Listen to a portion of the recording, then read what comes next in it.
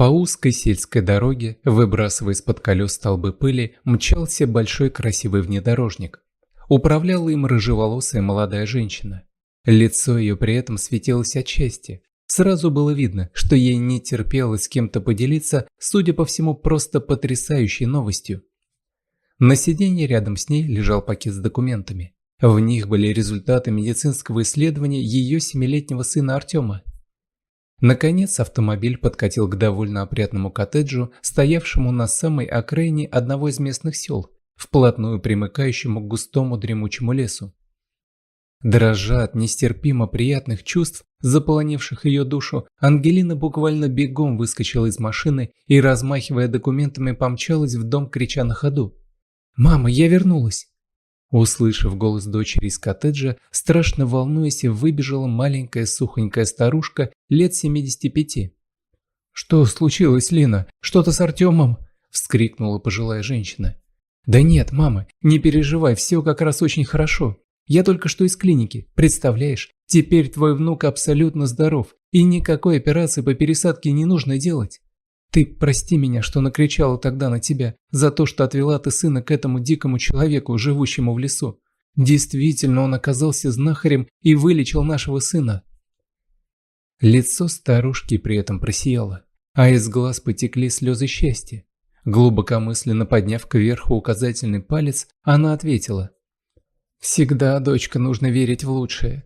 И если искусство врачей не способно было помочь моему внуку без сложнейшей операции по пересадке, ведь не факт еще, что прижилась бы донорская печень, то в таком случае нужно использовать все шансы.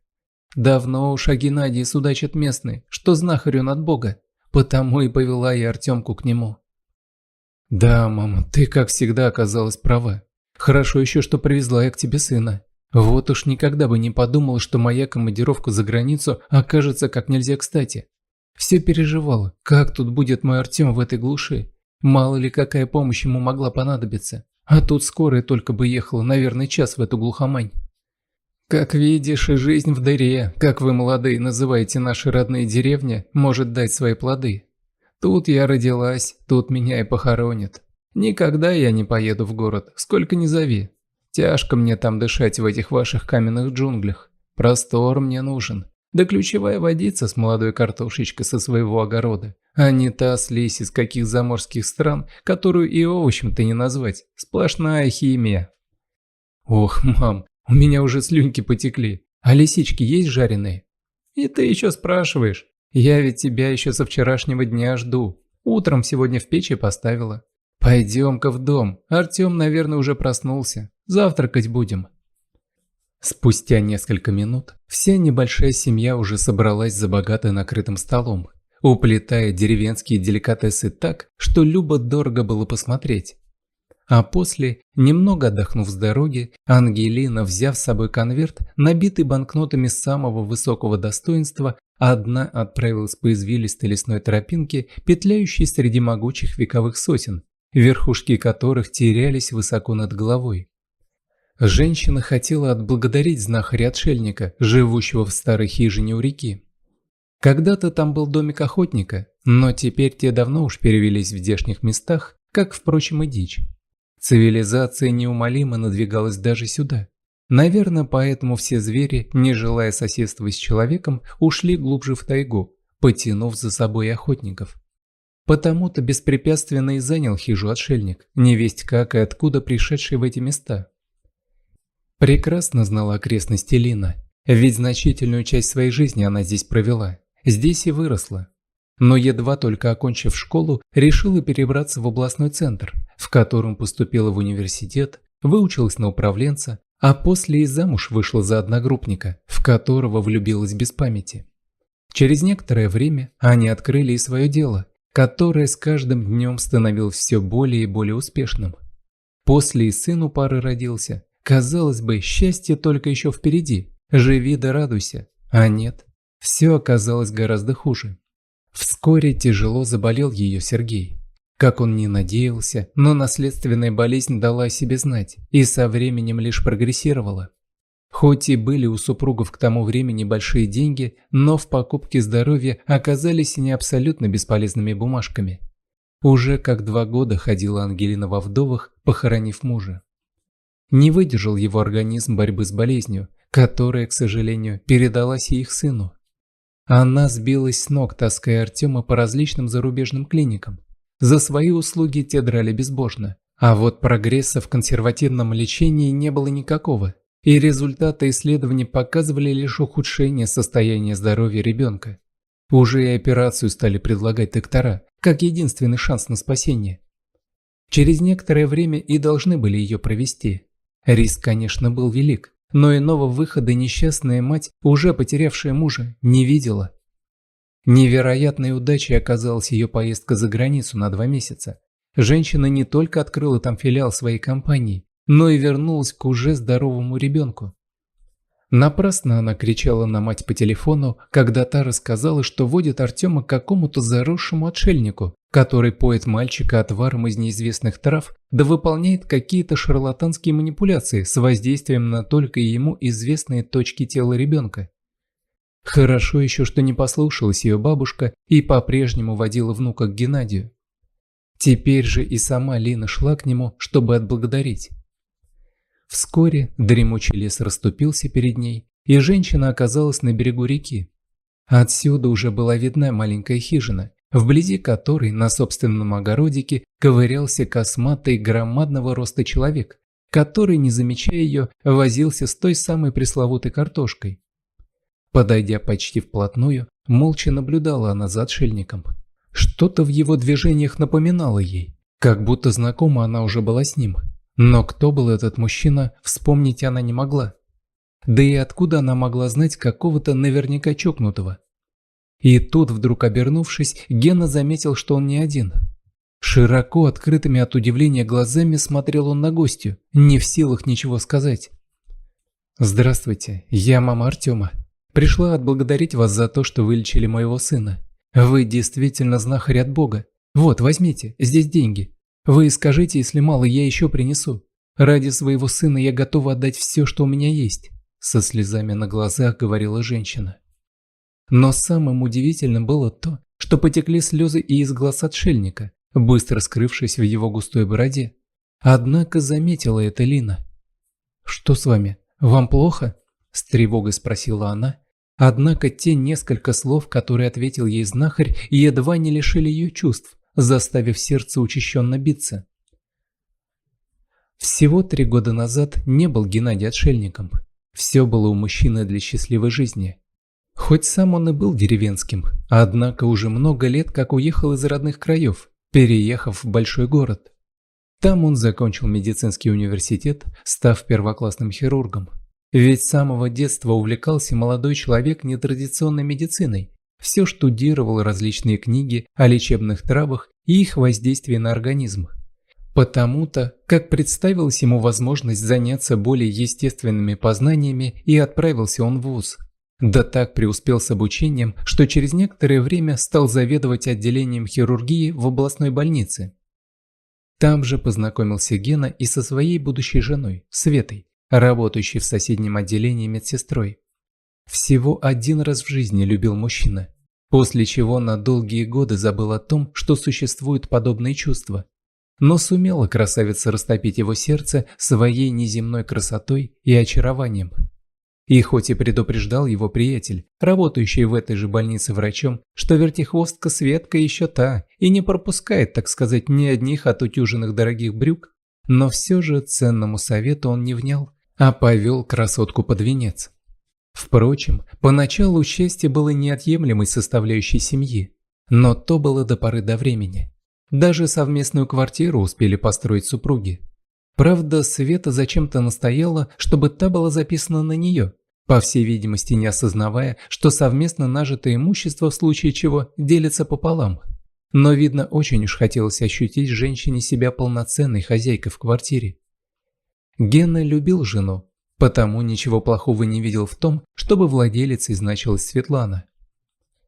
Первые полгода замужества даже кольцо носила на безымянном пальце его супруга, а после стало оно ей неожиданно мало, потому и скинула она его. Во всяком случае, так она ответила мужу на его удивленный вопрос о том, куда оно пропало. Конечно же, не жало обручальное колечко ее изящный пальчик. Просто мешало оно немного флиртовать с другими мужчинами, ведь действительно весьма слаба напередок оказалась дама. Впрочем, и разводиться ей не хотелось. Ну а зачем? Все-таки весьма удобно. Квартира с хорошим ремонтом у нее имелась, супруг почти всегда на дежурстве. Ну а в похождениях налево не видела она ничего крамольного. Все-таки процедура эта для физического и морального здоровья весьма полезна. И пока наставлял жена доктора рога без стеснения, как каторжный работал тот, беря сразу по 2 смены подряд, обеспечивая свою небольшую семью. Кто знает, сколько бы еще продолжалось неведение Гены, если бы однажды не попросил его коллега подмениться с ним. Уже пришел на свою смену Геннадий, поцеловав перед уходом жену, пожелав той не скучать. «Не буду, дорогой. Занятия для себя я всегда найду по интересу. Хотя, конечно, без тебя мне будет крайне одиноко», – ответила она ему. Хотел было доктор уже начать обход, как в ординаторскую ворвался тот самый запыхавшийся коллега, который и попросил его подмениться с ним. Уж больно ему нужен был выходной на завтрашний день.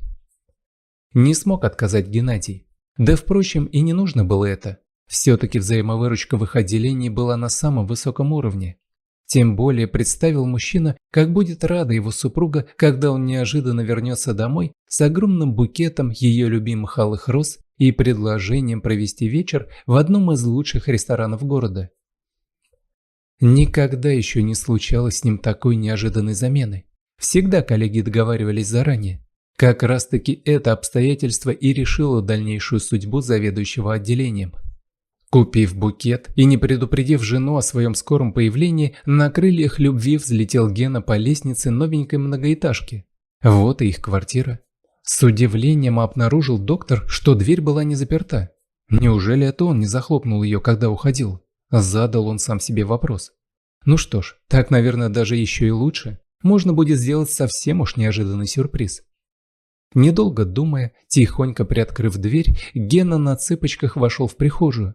Но тут же сердце его бешено заколотилось, ведь уже у самого входа он едва было не наступил на чужие мужские туфли. При этом на обувь сантехника, пришедшего чинить неожиданную протечку, они явно не были похожи. Тем более из кухни доносились уж очень характерные звуки. На дрожащих ногах последовал Геннадий туда. Тут же и выпали из его рук цветы, усыпав пол отлетевшими лепестками, ведь зрелище перед ним открылось не для слабонервных мужей. Супруга его Светлана вместе с каким-то плюгавеньким лысым мужичком на кухонном столе вытворяли такое, что, наверное, не показывали в самом откровенном фильме, который он видел. При этом, увидев мужа, даже особо не смутилась женщина, чего было не сказать о ее кавалере, который, натянув семейники, припустил из кухни так, что только пятки засверкали, ведь также был ее любовник женат, потому и не хотел огласки. Света же, даже не удосужившись прикрыться, вместо того, чтобы пасть на колени да молить прощения, дескать, мол, бес попутал и все такое, сама она решила пойти в атаку, ведь лучшая защита – это нападение. Света заявила, что, дескать, сам он виноват во всем, и его работа, что не уделял он ей достаточно внимания, вот и пришлось ей найти ему замену. Да и вообще, его мужские способности оставляют желать лучшего. Не в силах слушать бред той, которую он любил, ценил и безгранично доверял, молча собрал Гена свои пожитки в небольшую сумку, да и вышел восвояси. «Ну и убирайся. К счастью, вовремя я обнаружил, что не мужик ты вовсе», — крикнула ему вдогонку Света. Настолько было плохо на душе Геннадию, что даже с работы он уволился. Ведь в этой самой больнице он едва ли не каждый день будет вновь встречаться с той, которая разбила ему сердце. Всего дважды в жизни любил он по-настоящему. Но первый раз, еще в школе, так и не смог признаться в своих чувствах понравившейся ему девочке, хотя ночами не мог спать, вспоминая ее и придумывая длинные любовные записки. Но на том все и закончилось. Школьная скамья оказалась позади, пути их разошлись. И более о любимой ничего он не слышал. Жила-то в соседней деревне, а он из своей давно уж уехал. Настолько было плохо Геннадию, сильно болела его израненная предательством любимого человека душа, что решил он и вовсе покончить с обычной жизнью, уйдя в отшельники, чтобы навсегда найти мир и успокоение вдали от цивилизации. Знал Гена о существовании бывшего охотничьего домика, расположенного близ его деревни. Родители его давно уже умерли, а дом он их продал, вложив часть денег в ремонт их со Светой квартиры. К счастью, домик на берегу реки оказался цел, хоть и находился в плачевном состоянии. Своими руками из подручных материалов он его отремонтировал, развел небольшой огородик, занимался рыболовством и пчеловодством. Но главное, мужчина мог вновь сосредоточиться на своем любимом занятии – народной медицине. Едва ли не все свое время посвятил он изучению целебных трав, вкупе с его врачебными знаниями стали те весьма сильным средством, которое вскоре он удачно применил, вылечив больную ногу местной старушки, с которой однажды встретился в лесу, собирая грибы. Быстро разнесла славу о появившемся в их краях лекаре старая Матрена. Потянулись к знахарю люди, и удивительно это было, но для каждого он находил облегчение, а некоторых и полностью вылечивал от недуга. От людей узнала о целителе и бабушка Артема, которая привела к нему внука. То, что не могли сделать заграничные врачи, сделала народная медицина и травы из Сибири. В пришедшей же его отблагодарить женщине он узнал свою первую любовь, ведь до сих пор он хранил ее фотографию с выпускного. Конечно же, не узнала сперва в этом бородаче одноклассника Лина, а как узнала, не могла поверить своим глазам. Сидя у очага в избушке, проговорили они несколько часов, и спустя долгие годы смог Гена наконец-то признаться в своих чувствах.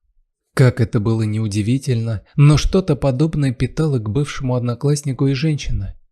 Чудесная встреча с Ангелиной вновь помогла Геннадию обрести смысл жизни и вернуться в цивилизацию. Спустя 3 месяца косматого отшельника было уже не узнать, ведь он снова стал первоклассным хирургом, отсудил у уже бывшей супруги половину квартиры, а в наказание за предательство продал свою часть цыганам. Уж теперь любвеобильная женщина вряд ли сможет приглашать к себе кавалеров. Пришлось Светлане съехать оттуда куда подальше. Всю оставшуюся жизнь жалела она о своем поступке, только слишком поздно было. Прошлого уже не вернуть. А будущее окончательно отвернулось от Светы. Навсегда она осталась для мужчин лишь скоротечной подругой. Геннадий же вновь женился. У них с Ангелиной родился совместный ребенок. Радости в семье не было предела. Но свой мешочек с травами всегда хранил он, не только как ценное лекарство, но и как талисман. Ведь если бы не он, то не видать бы ему счастья, как собственных ушей. Если вам понравился рассказ, просьба поддержать меня кнопкой «Палец вверх», а чтобы узнавать о выходе новых интересных историй, при подписке нажмите колокольчик. Всего вам доброго. All right, everyone's presentations are done. Nick, the manager, said as he tried to move the discussion forward. Excuse me, I haven't. I recently found out something. Nick interrupted me and began to speak. There's apparently someone in this department who didn't graduate high school and is just a part-timer. Meetings should be for employees only. Absolutely right. His lackey, Mike, of course, agreed with Nick. I'm leaving. After leaving the meeting room, I started to shut down my computer. I noticed that an email had arrived, not in my personal inbox, but in the company's shared email. Thinking, there's no point in speaking up, no one will listen, I went home quietly. The next day, I heard a commotion from Nick's desk. He was staring at his computer screen, his face pale. Nick? Is something wrong? Mike looked at the screen with him. And he turned even paler than Nick. Why is he so angry? Knowing the reason for Mike's distress, I thought to myself, serves them right. My name is Adam. My mother passed away when I was in the 9th grade, and I was raised by my father. Well, you could hardly call it being raised. After my mother passed, my father changed. He drowned his sorrows in alcohol, and though he still went to work, he squandered our living expenses on horse racing. Because of that, I had to start working part-time as soon as I entered high school. Every month, I went to the convenience store with bills in hand that couldn't be auto-deducted from my father's account. Even though I endured it because I didn't want to be alone, I reached my limit in my 2nd year of high school and dropped out. I found a live-in job at a distant inn. Thank you for everything. The day I left home, my father, still staring at the TV, spoke. Take care. That was our last conversation. Back then, 18 wasn't the age of majority, so I needed my father's permission to work, and I couldn't hide my place of employment. Yet, my father never visited me even once. I kept working just to survive, and before I knew it, I was 42. Years of hard work paid off, and I was transferred to the headquarters. I was thrilled to be recognized by the company, as I thought I'd be working in the field until retirement due to my lack of formal education. Listen up. Our work can change the future of our employees. Don't drag us down. On my first day after the transfer, Nick, dressed in an expensive suit, spoke sternly. There was a reason for this. Our inn was located in a prominent tourist destination, known so well that everyone in the state could sing its commercial jingle. At its peak, we had 5 locations within the state. But that was long ago. Due to financial difficulties and aging facilities, only the place where I had worked for many years and the original establishment remained. I was prepared to lose my job anytime, but now there was a glimmer of hope. With the rise of social media, the tourist area where the inn was located started gaining attention again. Depending on how hard the sales department, where I was transferred, worked, we could either thrive or be forced to give up this prime location to the new hotel chains continuously popping up. For Nick, who had switched careers from another industry to strengthen our sales, this was a battle he couldn't afford to lose. I understood why he had to be strict. I will do my best. Nick sneered at my enthusiastic declaration. Did you not hear what I said? I'm sorry. I thought I was listening carefully. Out of habit from years of customer service, I apologized reflexively, though I had no idea what had offended him. Someone was watching me with a smirk. In this department, there are those who are expected to excel and those who have been shoved here because they have nowhere else to go. You are the latter. It was Mike, the section chief. He's 7 years younger, at 35. But he was called to headquarters much earlier than I was and had been moving around within the headquarters ever since. I'm not jealous, but I can't accept that he's my boss. Graduating from a prestigious university, he has an unusually high pride and caused many problems as a newbie, making things very difficult for me when I was the front desk leader. When I found out Mike was transferred to the sales department a month before me, I was disheartened. Mike is right. With just a middle school diploma, there's not much you can do. Don't even think about achieving results. As if I didn't exist, Nick remarked, I'm thirsty. Mike eagerly ran to the coffee maker. It seems Mike is Nick's lackey. I regretted being happy about my transfer to headquarters, wishing I had stayed on site forever. Send a direct mail to every company on this list by the end of the day. Nick only assigned me tasks that even a new graduate could handle. What? There are over 1,000 companies. You want me to send to all of them by today? Yes, if you and your fellow misfits split the work, even those with nowhere else to go should finish by today. I glanced at the employees typing away expressionlessly. They were worn out from customer service, only thinking about leaving on time, or were women reassigned after having children, with zero motivation for work. Even Sam, a new graduate from the same university as Mike, who was supposed to be among the expected achievers, had no enthusiasm for the job, having joined the company wanting to do customer service. I don't care what they say, I plan to quit anytime, he said. Only Nick and Mike were highly motivated, making all the decisions between the two of them. I originally only wanted to work at the inn to survive and had no particular attachment to this job. I swallowed my words, thinking I had no right to reprimand them. About a month after the transfer, Nick told us with a frustrated look. To commemorate the 50th anniversary, we've decided to create a plan exclusive for one group per day. Originally, Mike and I were supposed to come up with it, but our president, Mr. Thompson, insists on hearing everyone's opinions. So, you all get a chance. As Nick explained, Mike began handing out prints. Make sure not to embarrass Nick. If your ideas are half-baked, you'll have to redo them. It seemed that they had printed his handwritten notes by Mr. Thompson, which included several questions and a section for free responses.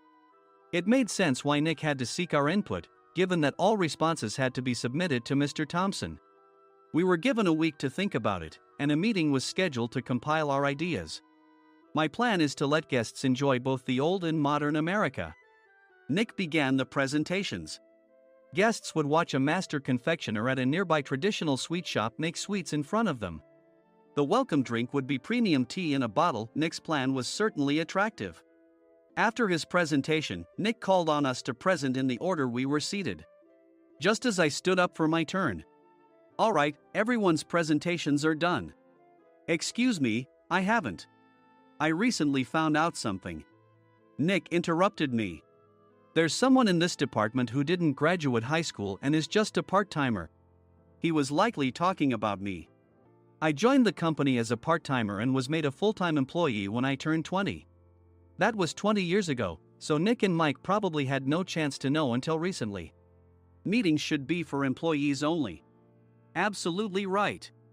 After that, Nick kept creating opportunities to solicit everyone's opinions, purposefully excluding me from speaking. The meeting unexpectedly heated up and went past the scheduled end time. A few people asked to leave, and the discussion continued with the remaining few. "Still here?"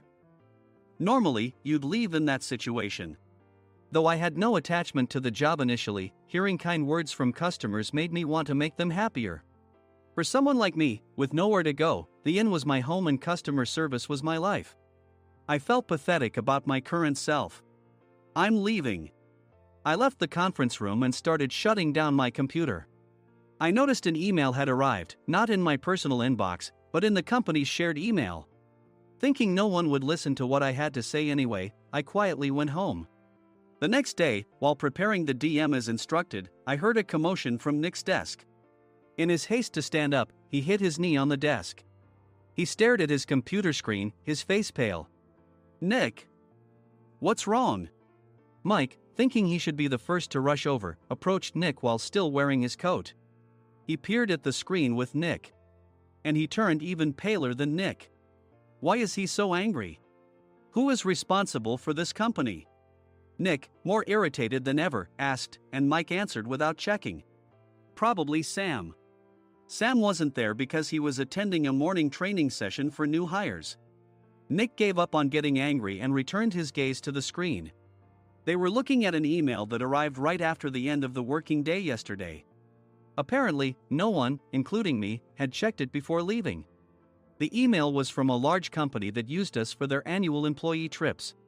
The president and executives of that company also frequently used our services personally. President of the company, Mr. Mason himself, had declared that neither he nor his company would ever use our services again. Well, some companies cancel their employee trips or stop using our services due to financial struggles. Let's just move on. Mike kept wiping the sweat from his forehead with a handkerchief. Knowing why Mike was so agitated, I quietly watched their interaction. Do you know how much revenue we get from that company? We can find other guests to fill the rooms, but we'll lose the banquet costs, gift shop revenue, rental car fees, and more. Moreover, the gifts were supposed to be prepared by the traditional confectionery shop involved in Nick's proposed plan. If it's known that we incurred such a huge loss at this critical time, Nick's position in the company would be jeopardized. Nick took a deep breath, seemingly trying to calm himself. All right, Mike. Go to New York right now and apologize to Mr. Mason. What? You're coming with me, right? I have urgent work to do. I trust you, which is why I'm entrusting this to you. Please. Mike, believing Nick's sincerity, agreed with a determined look on his face, saying, yes. That's Nick for you. Even if Mike went to apologize, Nick would shift all the blame onto him if the client didn't change their mind. Well, it was Mike's fault to begin with, so it served him right. About 3 hours later, Sam answered a call from somewhere and repeatedly apologized, saying, I'm very sorry. Everyone watched to see what was happening. After ending the call, he informed Nick with a weary tone. When Mike arrived at the client's company, he only made things worse, further infuriating Mr. Mason. He was demanding, get his boss here immediately. It was no wonder Sam was exhausted, dealing with such a call right after returning from training. What is that idiot doing? All right, Adam, you're coming with me. If sacrificing Mike didn't work, then I must be next. Normally, I'd want to refuse at all costs, but I saw an opportunity in this situation. If I can be of assistance, I'd be happy to join you. I obediently followed Nick, and we flew to New York. When we introduced ourselves at the reception, it became clear how serious the situation was. As the receptionist personally escorted us to the president's office, angry voices leaked through the door, making both Nick and me uneasy. "Excuse me. I'm Nick, the supervisor. I understand my subordinate has caused you trouble, and I deeply apologize." Nick, with his experience in the corporate world, knew enough to offer an apology before excuses. However, his customer service skills left much to be desired. I sighed as I saw Mike trembling like a small dog in the corner of the room. "What kind of training are you giving your subordinates?" Mr. Mason glared at Nick with a red face. The intensity of his gaze made even Nick take a step back. Regrettably, I joined this company only 2 years ago and was unaware of Mike's issues. I should have identified his shortcomings sooner. Indeed, I should have realized sooner. No sensible person would come to apologize and then give a lengthy presentation on the drawbacks of not using their in. Nick froze, his mouth slightly open. Suspecting the worst, I picked up the documents that had fallen to the floor. It seemed Mike hastily prepared these documents on the plane, listing the disadvantages. Disadvantage 1: if you change the venue for the company trip, employees might suspect it's for cost-cutting reasons, leading to a negative impression. Reading it aloud half-jokingly, Nick snatched the papers from my hand and checked the contents with a furious expression. Among the stack of documents was a receipt from a nearby convenience store's copy machine. I felt a pang of dread, hoping he hadn't shown the receipt as well. What do you think he said when I asked what kind of nerve he had to do this? I'm very sorry. Faced with the dire situation, Nick must have thought there was nothing left to do but apologize. In a voice smaller than I'd ever heard from him, he uttered words of apology. He said, "I'm a Harvard graduate. I don't believe I said anything wrong." "Mike, what have you done?" Forgetting his plan to pin the blame on Mike, Nick yelled loudly, even in front of Mr. Mason. "I didn't do anything wrong." "You're still saying that? Look at him." Mike pointed at me with a shaking hand. "I was assigned to headquarters in my 20s and now I'm a section chief. This guy only made it to headquarters at 42. Everything I've done proves I was right. So why are we losing the contract?" Having said his piece, Mike collapsed to the floor. "Of course. You were sent there because you had nowhere else to go." Mike never expected to hear such words from someone he looked down upon. He lunged at me, and Nick hurriedly stepped in to stop him. "Mr. Thompson told me Mike is a quick thinker, and to take good care of him." There's no way he was pushed aside. "Don't make things worse here. He didn't say quick thinker, he said only quick-witted, didn't he?" I don't remember that part." I recalled the many troubles Mike caused when he was a newbie. When Mike was on the front line, his pride was so high that he never apologized to customers. Customer service, especially in our job, doesn't work alone. It brings both good and bad situations. If the front staff or housekeepers made mistakes, or the cleaning company didn't properly clean a room, one had to apologize to the customers regardless of personal fault. Mike, in such situations, would never apologize, insisting he wasn't at fault. This often angered customers, and as the front desk leader, I frequently had to apologize on his behalf. He caused complaints and disrupted operations, which is why he was quickly moved to headquarters. In departments where he didn't interact directly with customers, his quick thinking was beneficial and things went well. But it seemed his flaws were starting to show. Corporate reservations are supposed to be entered into the system by the sales representative. But a quick check yesterday revealed that more than 10 items were missing from the client's reservation. The handover document clearly stated what needed to be prepared. Why didn't you enter it into the system? Why do we have to give them special treatment? Filling rooms near the banquet hall, setting up all the food in advance. Specifying the brand of wine, they're too demanding.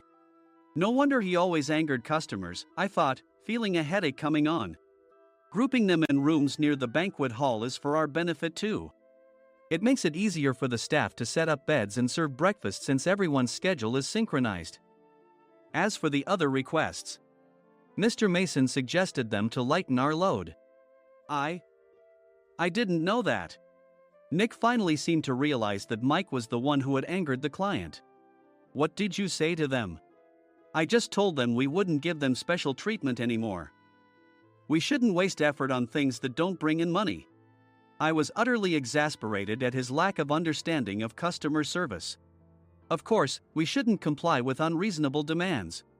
But carrying over successful practices from past stays makes customers feel remembered and enhances their experience. Good memories encourage repeat visits. That's part of our job.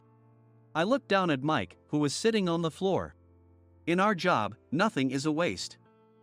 Mr. Thompson likely moved you to the sales department, hoping you'd finally understand this.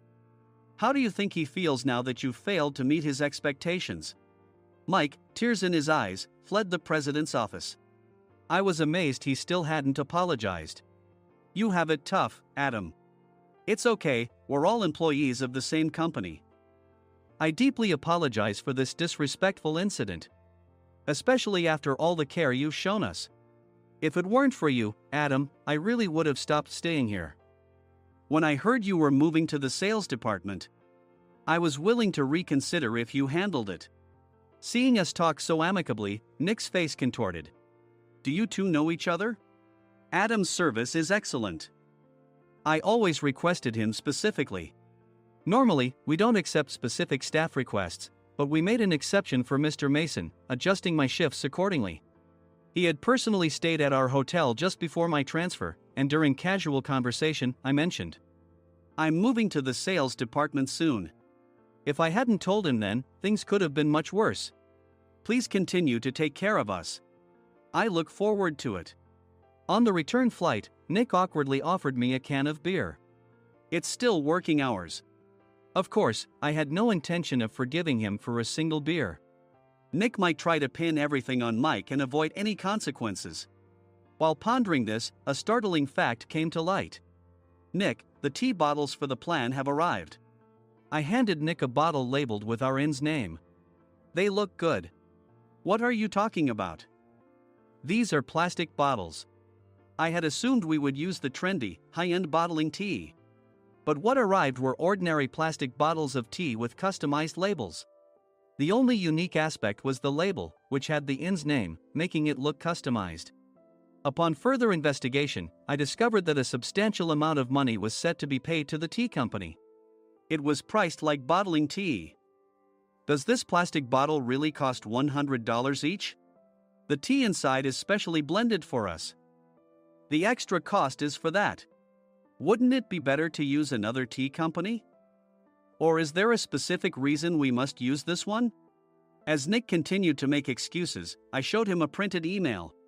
I informed the tea company's president, Mr. Mitchell, that we discovered irregular payments and he confessed. He said you two were high school classmates and planned to split the extra money. That idiot. Why did he confess? That's not important. You should worry about yourself, this could turn into a police matter. Opening the bottle cap, I suggested. How about calming down with this tea? It supposedly has a relaxing effect. Nick drank the tea frantically. In the following days, decisions were made about their fates. Mike was reassigned to the General Affairs Department, with no chance of transfer or promotion, as per Mr. Thompson's orders. As for Nick, since the payment to the tea company hadn't yet been made, he narrowly avoided legal trouble. Instead, he was encouraged to leave the company, and to avoid further complications, Nick submitted his resignation. Rumor has it that connections between HR departments have made it difficult for him to find new employment. Even though it was good to have those two gone, something unexpected happened in the sales department.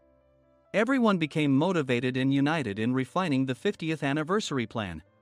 In the end, my plan was adopted. We collaborated with the Tourist Information Center to provide personalized guides.